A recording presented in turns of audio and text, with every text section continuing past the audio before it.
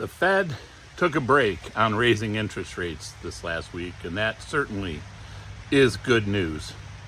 Except they did signal that they really expect to keep interest rates higher for a lot longer than they had previously let on.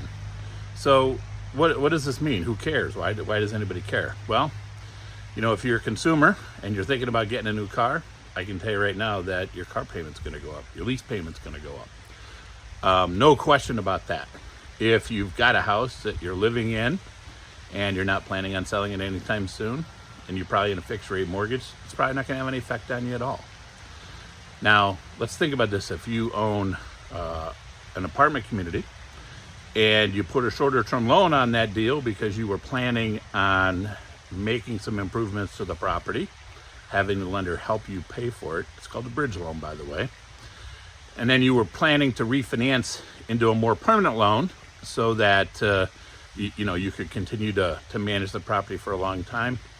If you're in that situation, there's a really good chance that you're in a ton of trouble right now, because in the case of a car loan and the person buying a car, yeah, your payment's just a little bit higher. It's annoying, but it may or may not break you. But in the case of an apartment owner who can only get a loan to the extent that apartment has higher cash flow, when you have to have a whole lot more cash flow to cover debt service, it could be a disaster for you. And that's what's happening right now. It really is happening to many, many people who bought in the last 2 or 3 years. So why do I tell you this? I tell you this because if you're a real estate investor, like we are, we're a private equity firm. All we do is invest in multifamily properties.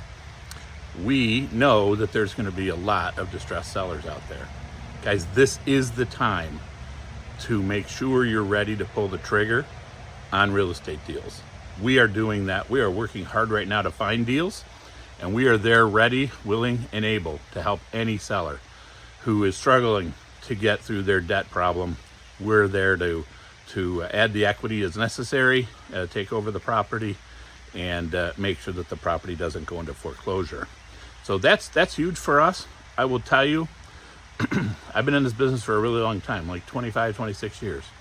I got to see what happened in 2008, 2009. And I remember back then that it seemed obvious to those of us on the inside what was about to happen, and it did. It wasn't even hard to predict. And I kind of feel like that's happening again. I don't think it's going to happen to the extent of 08, 09, so I'm not an alarmist.